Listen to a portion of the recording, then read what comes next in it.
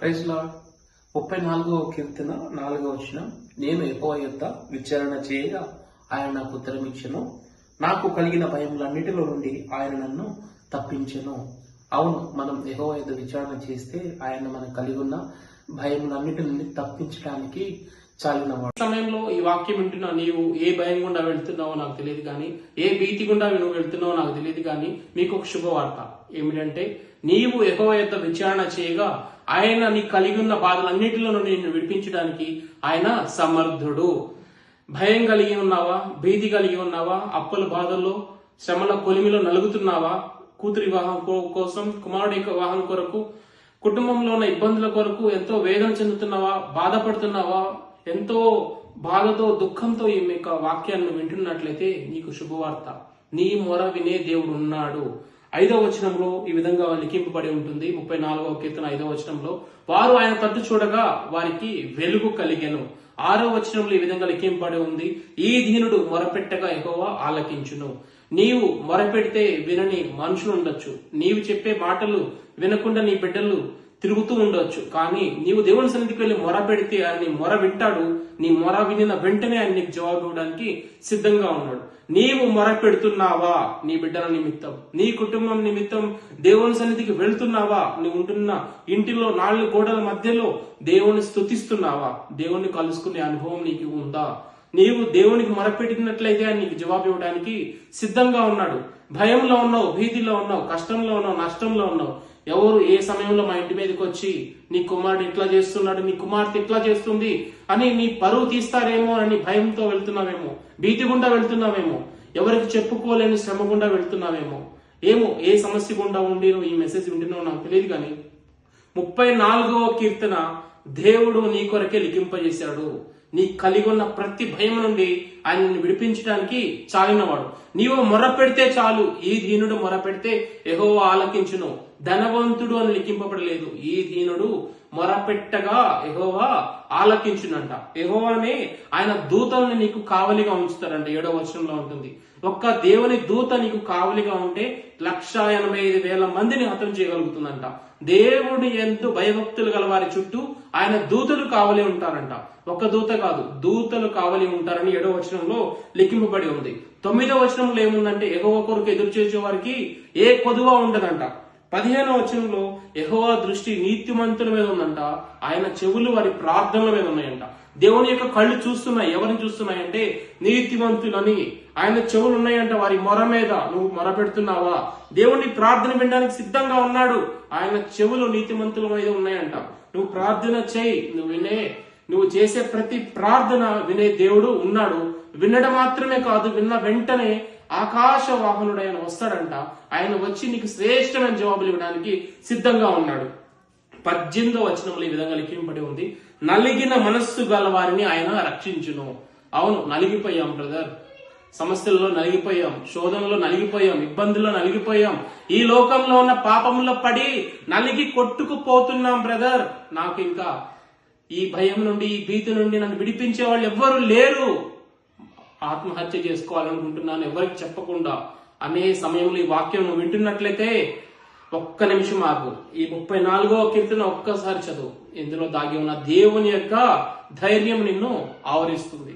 నీ కలిగి ఉన్న ప్రతి భయానికి జవాబు పరిశుద్ధ గ్రంథంలో లిఖింపబడి ఉంది. యెహోవా దృష్టి అంట నీతిమంతుల మీద, ఆయన చెవులు వారి ప్రార్థనల మీద ఉన్నాయంట. నువ్వు దేవునికి మొరపెడితే చాలు బిడ్డ, ఆయన నీకు జవాబు ఇవ్వడానికి సిద్ధంగా ఉన్నాడు. పరిశుద్ధ గ్రంథంలో 366 సార్లు భయపడవద్దు అని లిఖింపబడి ఉంది. ఒక సంవత్సరానికి మనకి 365 రోజులు ఉంటాయి.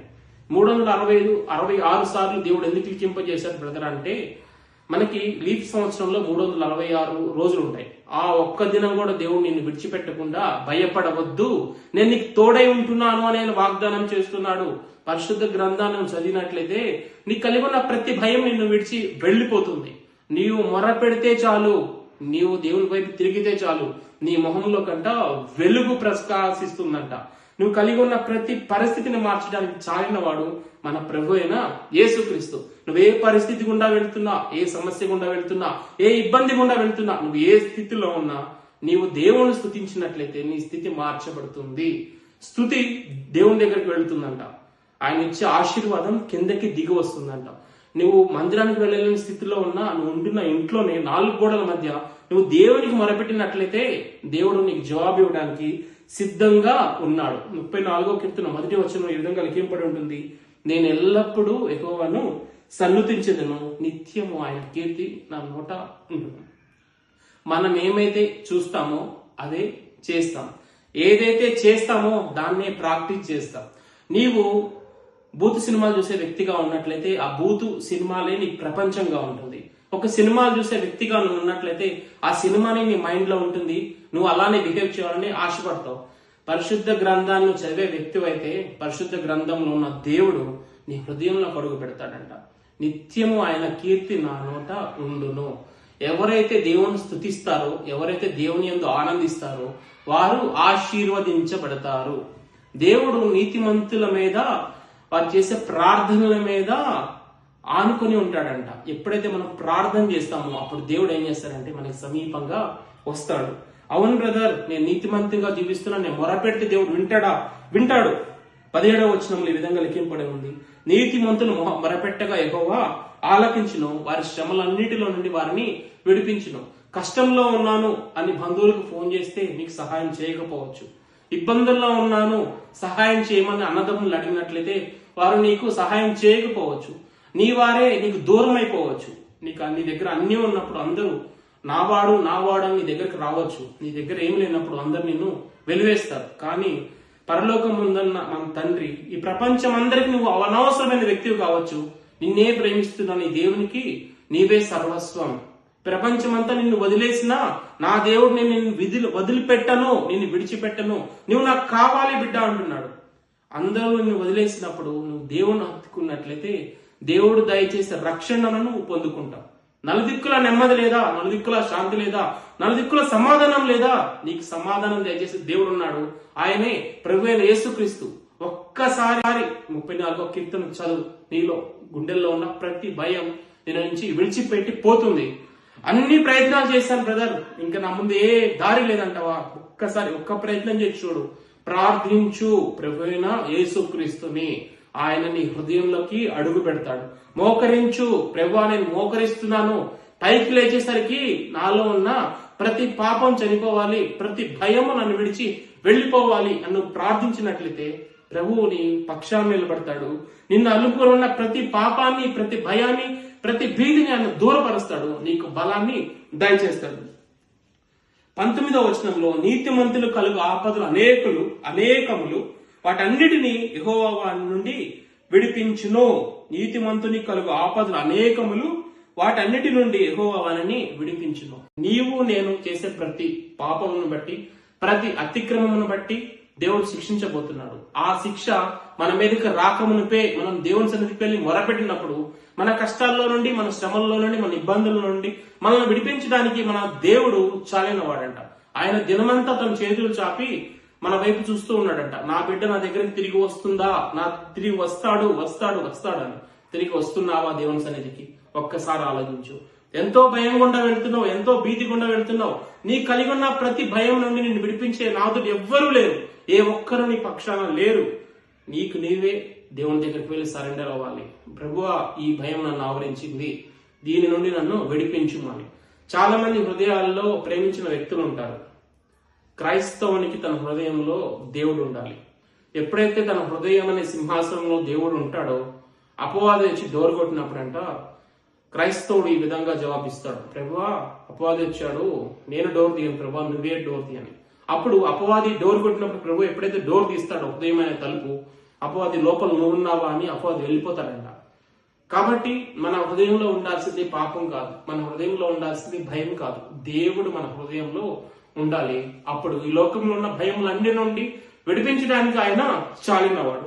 ఇప్పటి వరకు అందరి శరణులు తెచ్చారు, అందరినీ వేడుకున్నారు, నాకు సహాయం చేయమని, నాకు సహాయం దయచేయమని ఎంతో మంది వేడుకొని ఉండొచ్చు. మీకు సహాయం కొరకు ఎంతో ప్రయాసపడుతూ ఉండొచ్చు. కానీ 34వ కీర్తన చివరి వచనంలో ఈ విధంగా లిఖింపబడి ఉంది, ఆయనను శరణు తెచ్చిన వారిలో ఎవ్వరూ అపరాధులుగా ఎంచబడారంట. కాబట్టి ప్రభు సన్నిధికి వెళ్ళండి, ప్రార్థన చేయండి. ప్రభు సన్నిధికి ఆదివారం ఒక్కసారి వెళ్తాం బ్రదర్ కాదు, నీ గృహంలోనే నీవు దేవుణ్ణి ప్రతి దినము కలుసుకోవాలి. వేకువనే లేచిన వెంటనే లోకంలో ఉన్న మనుషులతో కాదు మొదటిగా మాట్లాడాల్సింది, దేవునితో నీవు మాట్లాడాలి. కష్టం వచ్చినా, నష్టం వచ్చినా, శ్రమ సంభవించినా దేవుణ్ణి స్తుతించాలి. అప్పుడే మన స్థితి మార్చబడుతుంది. భయం గుండా, భీతి గుండా వెళుతున్న నీవు ఈ దినం దేవుని యొక్క వాగ్దానాన్ని పట్టుకొని ప్రార్థన చేయి. ఏం వాగ్దానం పట్టుకొని ప్రార్థన చేయాలి బ్రదర్ అంటే, నేను యెహోవా యొద్ద విచారణ చేయగా ఆయన నాకు ఉత్తరం ఇచ్చెను, నాకు కలిగిన భయములన్నిటి నుండి ఆయన నన్ను తప్పించెను. ఈ మాట నువ్వు చెప్పగలగాలి. నేను నా దేవునికి ప్రార్థన చేశాను, ఆయన నాకు జవాబు ఇచ్చాడు, నాకు కలిగిన భయం అన్నింటి నుండి నన్ను విడిపించాడు అని నువ్వు చెప్పగలిగినప్పుడు నీవు నిజమైన క్రైస్తవుడవు. భయము అప్పుడు నిన్ను ఏలుబడి చేయకుండా నీ నుండి అది దాటి పోతుందంట. కాబట్టి ప్రార్థించే క్రైస్తవుడు భయపడడు, భయపడే క్రైస్తవుడు ప్రార్థించలేడు. పాపం చేసే క్రైస్తవుడు ప్రార్థించలేడు, ప్రార్థించే క్రైస్తవుడు పాపము చేయలేడు. కాబట్టి ప్రార్థన చేద్దాం. భయములో, భీతిలో, మనకు కలిగి ఉన్న ప్రతి కష్టంలో ప్రార్థించినప్పుడు పరిశుద్ధాత్మ దేవుడు మన హృదయంలో కడుగు పెడతాడు. కలిగి ఉన్న ప్రతి భయం నుండి, భీతి నుండి మనల్ని ఆయన కాపాడుతాడు, మనం సంరక్షిస్తాడు. ఆయన కృప జీవించటకు చాలినవాడు. కాబట్టి దేవుని మీద మాత్రమే ఆధారపడతాం. మనుషులను ఆధారం చేసుకునవద్దు, రాజులను నమ్ముకొనవద్దు, ముఖ్య స్నేహితుడిని నమ్మవద్దు. నీ దేవుని నువ్వు నమ్మినట్లయితే, ఆయన మీద నువ్వు ఆధారపడినట్లయితే ఆయనే నీ కలిగిన భయం అన్నిటి నుండి నిన్ను విడిపించుటకు చాలినవాడు. ఈ యొక్క వాక్యం ద్వారా మీరు దీవించబడ్డారని నమ్ముచున్నాను. దేవుని యొక్క కృప ఇక నుండి మీకు తోడై ఉండును గాక. ఆమేన్.